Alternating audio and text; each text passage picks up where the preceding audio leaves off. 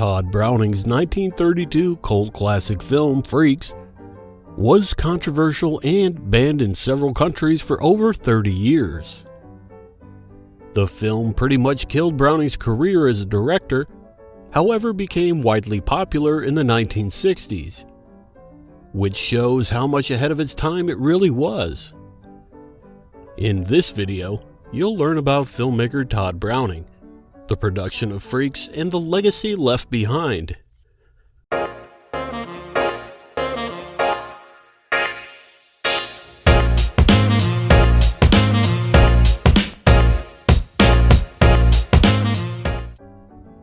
Tod Browning was the perfect filmmaker for a movie that featured a circus sideshow.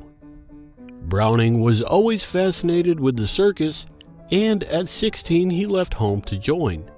Browning became part of the show, with many different duties like barker for the sideshow, singing, dancing, contorting, and for a time clowning for the Ringling Brothers Circus. He then toured as a vaudevillian and for a time performed in blackface. Vaudeville led to an acting career and eventually directing, writing, and producing films. Most notably, 1931's Dracula, starring Bela Lugosi. The film was the first talking adaptation of Bram Stoker's novel. Dracula was a commercial and critical hit that opened the door for a risky next film. The first actor cast in the film was Harry Earls as Hans.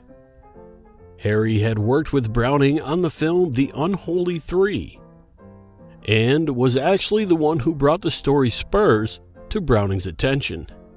Harry's sister Daisy was cast as Frida. As for the rest of the Freaks, they were scouted in sideshows across the country. Peter Robinson, the human skeleton, Olga Roderick as the bearded lady, Frances O'Connor and Martha Morris, the armless wonders, and the conjoined twins Daisy and Violet Hilton. Referred to as pinheads in the film were Zip and Pip, and Schlitzie, a male named Simon Metz who wore a dress. Also featured were the intersex Josephine Joseph, Johnny Eck, the legless man who at one time was part of the Saw Man in Half illusion, the completely limbless human torso, most known for rolling and lighting a cigarette with only his mouth, Elizabeth Green, the stork woman, and Cuckoo the bird, who is most remembered for the scene where she dances on the table. All of these actors were part of the circus at one point or another.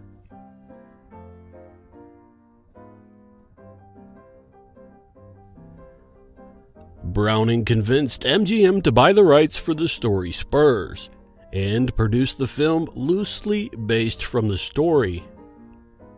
The script was shaped over 5 months, and shooting started in November of 1931 with a 24-day shooting schedule.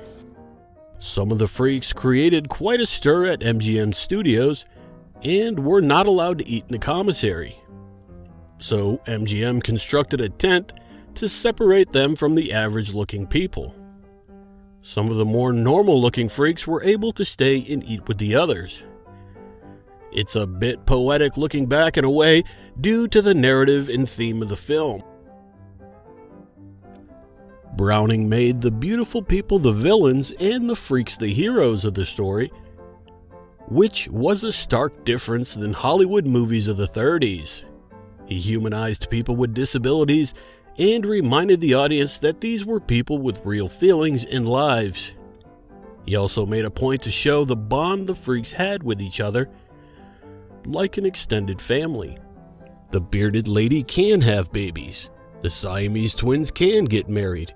These are real people, not just attractions.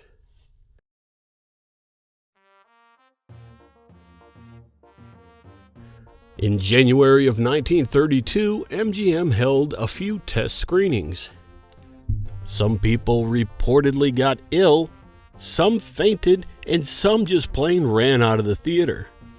It was reported that a woman was blaming the film for her miscarriage. Due to the audience reaction, MGM cut the film from 90 minutes to just over an hour, without any consent from Browning. One scene in particular that's been lost is the castration of Hercules, and at the end of the film, him singing with a falsetto voice.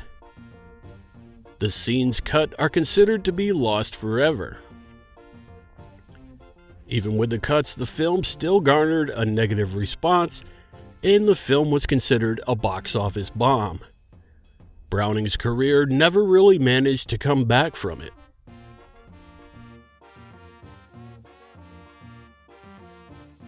Freaks is now widely considered among director Browning's best films.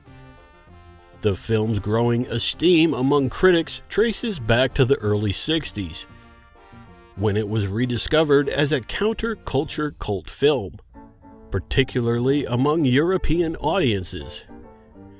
It was screened at the 1962 Venice Film Festival, and shortly after it was shown for the first time in the United Kingdom, having been banned there since 1932.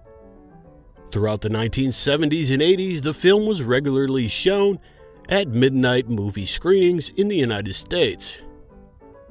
In 1994, Freaks was selected for preservation in the United States National Film Registry, which preserves culturally, historically, or aesthetically significant films. It is also listed in the book of 1001 Movies to See Before You Die.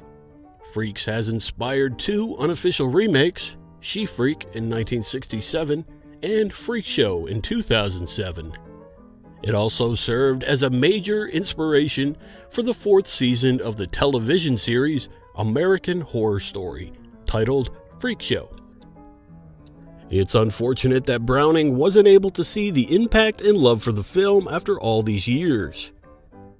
He died in 1962, right around the time the film was starting to get around to a new generation who could truly appreciate it. So what do you think of the movie Freaks? Leave us a comment below and check out some of these other videos from the review.